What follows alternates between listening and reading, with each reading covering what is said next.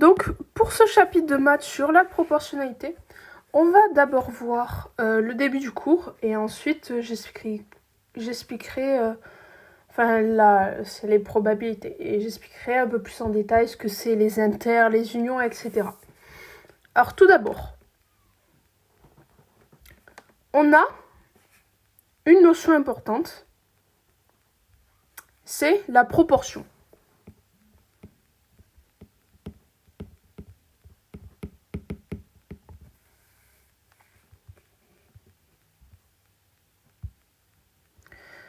Et donc, cette proportion,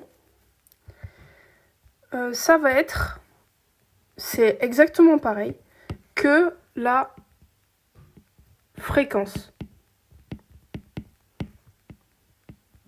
C'est-à-dire que c'est pas le même mot, mais c'est le même calcul en fait. Donc c'est quoi le calcul ? On va prendre du bleu,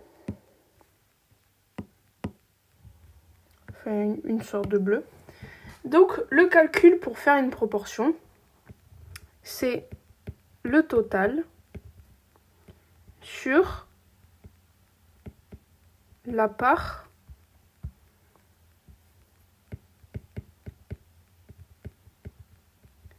étudiée. Voilà.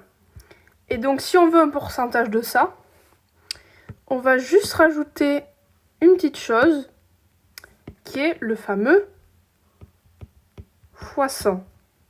Et donc avec ça, ça va être le pourcentage. Donc déjà là dans les exercices, etc., il y a deux notions à différencier. C'est donc la fréquence ou proportion et le pourcentage, qui sont pas les mêmes choses. Et donc ça fera que selon l'exercice, si on te dit calculer la proportion de films ou quelque chose comme ça, et si on te dit calculer le pourcentage, ça va pas être la même chose. Donc il faut faire très attention à ce vocabulaire-là qui sera utilisé dans les exercices. Parce que si on fait attention à ce vocabulaire et qu'on fait le bon calcul en conséquence, donc le pourcentage, on rajoute le fois 100. Et si c'est une proportion ou une fréquence, on le met pas. Et c'est là qu'on va réussir à avoir un peu plus de points peut-être. Donc ça c'est important à savoir. Ensuite, j'aimerais détailler sur ce qu'est les différents types de fréquences. Les différents types de fréquences qu'il y a. Donc déjà, on peut relever qu'il y a deux types de fréquences. Donc, il y a la fréquence marginale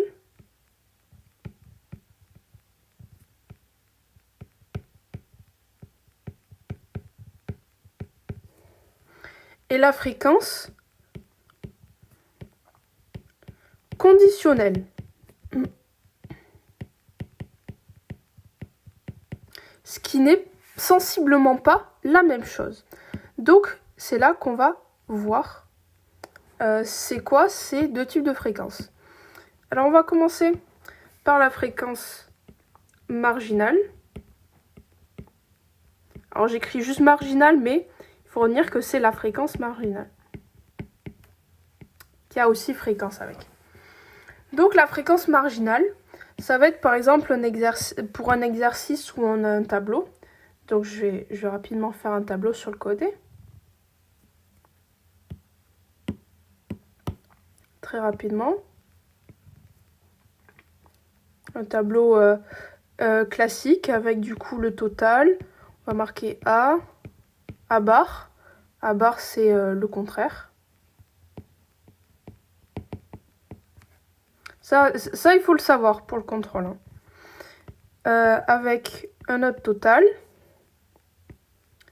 et B et B bar. Voilà, ça c'est un tableau très classique qu'on peut retrouver dans la plupart des exercices. Et donc, je vais mettre des valeurs. Ça, c'est un exercice du cours, d'accord ? Je vais mettre les valeurs de l'exercice du cours. Et ce qui va me permettre d'expliquer donc le tableau et la fréquence marginale. Donc, la fréquence marginale, c'est ça. C'est ce 60. C'est-à-dire, c'est le total du total. Il n'y a rien d'autre là-dedans. C'est vraiment le total du total. On ne trouve pas plus grand que ça normalement. C'est ça la fréquence marginale. C'est la population totale, si on travaille sur une population par exemple. Et ensuite, on a, je vais la mettre dans une autre couleur, la fréquence conditionnelle.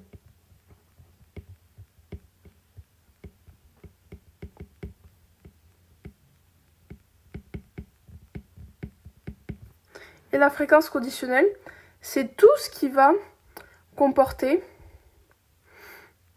deux choses différentes dans le tableau. Donc, par exemple, le A, on imagine que c'est des basketteurs. Et le B, enfin, du coup, le B, on va imaginer que c'est des basketteurs. Et le A, on imagine que c'est des gens qui sont artistes. Donc, on a les gens qui sont artistes, ici, et les gens qui sont basketteurs, ici. Et du coup, au croisement, donc par exemple ici, c'est les gens qui sont basketteurs et artistes. Donc c'est les gens qui ont le caractère B et le caractère A.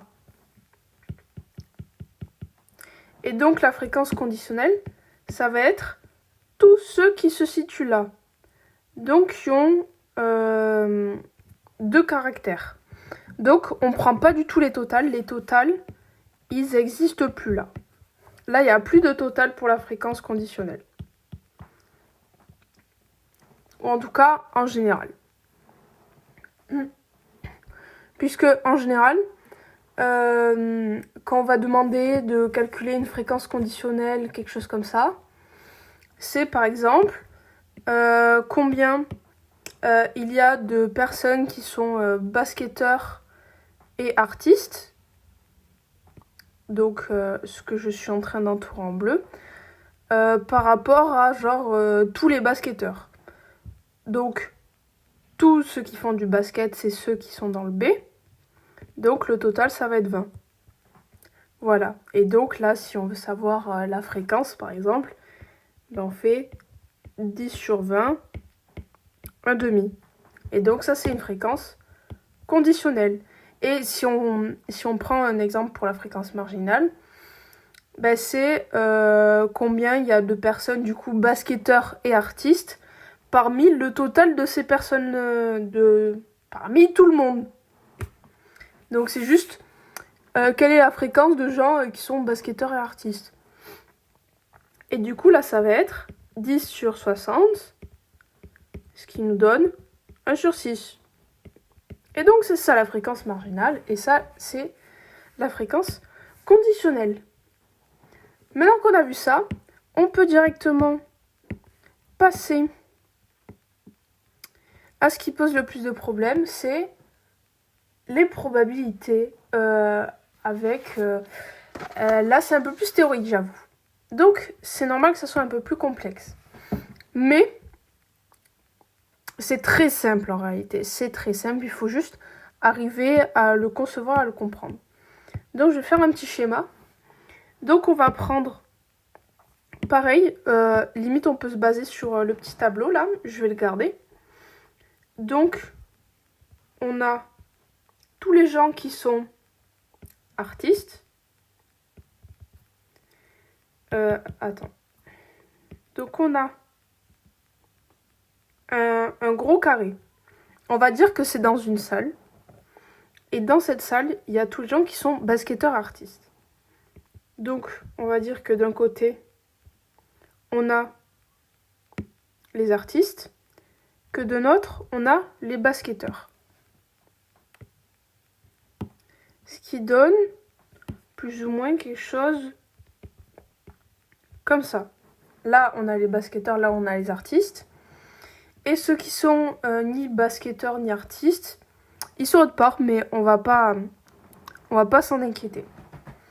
Et donc, ce petit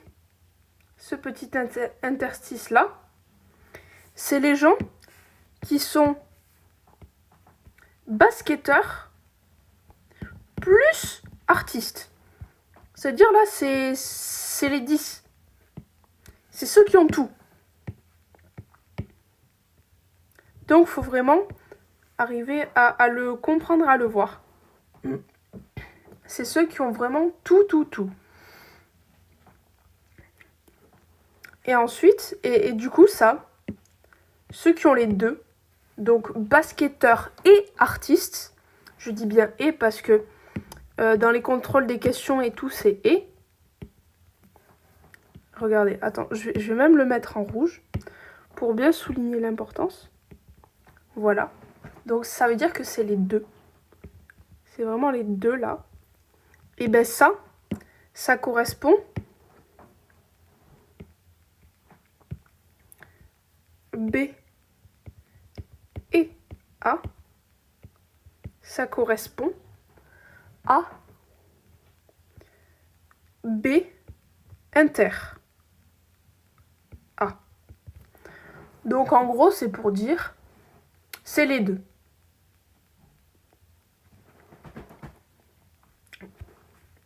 Et d'ailleurs, petit truc, B inter A, c'est exactement pareil que A inter B. Voilà, ça ne change pas. C'est un petit truc vite fait à savoir, mais c'est exactement pareil, donc on s'en fiche de l'ordre. Et donc, ce qui va être l'union, ça va être les gens qui sont basketteurs ou artistes. Donc, en gros, ça va être toutes les personnes qui sont à la fois soit artistes, soit basketteurs, soit les deux. Donc, en gros, on prend absolument tout. On prend tout. Enfin, c'est façon de parler, parce qu'il reste tous ceux qui sont pas dedans, mais voilà.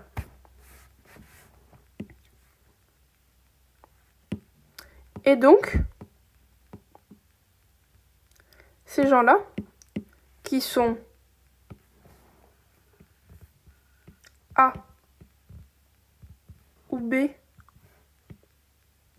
ou A et B, on va le marquer comme ça. Donc, ils peuvent être tout. Donc, en général, dans un exercice, c'est genre les gens qui sont basketteurs ou artistes. Et bien ça, on va appeler B union A. Voilà. Le union, on peut le symboliser comme le U du tout, du OU, pardon. Et donc, ça, c'est ça. Ensuite, il y a quelques précisions à avoir. Parfois, le A et le B, ils vont être incompatibles. C'est-à-dire que si je refais une petite salle, eh ben, il y aura personne qui est à la fois artiste et basketteur. Donc en gros, ça fera deux cercles qui sont séparés, genre ils se touchent pas. Donc là, ça fait qu'ils sont incompatibles.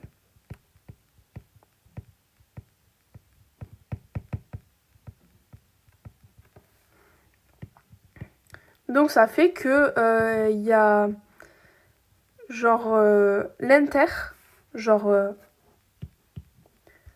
A inter B, ça n'existe tout simplement pas. Ça n'existe pas. Genre, je crois qu'on dit que c'est égal à 0. Ou que c'est, on dit que en général c'est égale à l'ensemble vide, donc 0 barré, on va dire. Donc voilà, ça c'est déjà important à savoir. Ensuite, on va voir un peu plus maintenant dans les probabilités. Et du coup, on va voir à présent donc les arbres pondérés, je crois, ça s'appelle. On va voir les arbres déjà. Et on va aussi voir du coup les calculs liés à ces deux notions-là. Donc B inter A et B union A. Donc, ce qu'on peut voir déjà, c'est le calcul de B inter A. Parce que à l'avancement de la leçon où on est, c'est un des calculs qui va être assez important à savoir. Parce que sinon, c'est assez compliqué de trouver l'union, etc. À part si, bien sûr, c'est A inter B, ils sont pas compatibles, ça fait rien. Ils se croisent pas. Donc, le calcul pour ça, pour le calculer, mais en fait, il n'y a vraiment pas de calcul là-dessus. Je sais pas pourquoi je disais ça, mais en fait, il y a pas de calcul. Genre, normalement, t'es censé arriver à le trouver dans un exercice. Donc, on te dit que c'est la probabilité des basketteurs, par exemple. C'est 10 basketteurs sur l'ensemble de la population. En général, pour les inters et tout, pour les inters, on travaille sur l'ensemble de la population. Genre, c'est tout le temps, le total, c'est l'ensemble. Et pareil pour les unions. Genre, c'est l'ensemble. À part si, bien sûr, il y a des petites variations, etc. Mais en général, c'est ça sur tous les exercices. Donc, là, on va dire que c'est 1 sur 6. Et donc, pour calculer maintenant le B union A. En réalité, c'est assez simple. Puisque le calcul, ça va être de calculer la probabilité de A. Donc la probabilité qui, ça correspond littéralement, j'ai envie de dire, à la fréquence. Voilà, la probabilité, c'est exactement pareil que la proportion ou la fréquence. Donc, on va le marquer.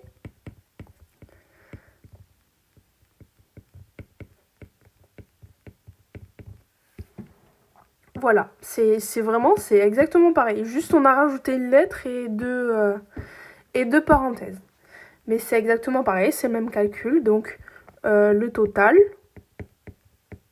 sur la part. Enfin, la part sur le total, du coup. Et donc, ça va être la probabilité de A plus la probabilité de B moins, je crois que ça se dit comme ça, la probabilité de B inter A. Alors pourquoi on enlève un B inter A? C'est très simple, on va revenir sur le tableau tout à l'heure. En gros, l'union, on est d'accord que c'est, on va prendre le total de basketteurs. On va prendre le total de basketteurs et le total d'artistes. Sauf que là-dedans, on oublie quelque chose, c'est qu'il y a cette petite case-là qui va du coup se compter 2 fois. Parce que là, on fait 10 plus 5. Donc 15. Et de l'autre côté, on fait 10 plus 10 égale 20. Donc on compte les deux. Donc, un truc simple, du coup, vu qu'on en compte 2, on a juste à enlever, du coup, une fois où on le compte. Donc, c'est-à-dire qu'on enlève une fois l'inter. Parce que ça, notre 10 là, c'est égal à B inter A. Alors, on dit plutôt la probabilité de B inter A. Mais voilà. Enfin non, là c'est juste B inter A, pardon. Voilà. Et donc, on en revient à notre petit calcul de tout à l'heure. Calcul à savoir.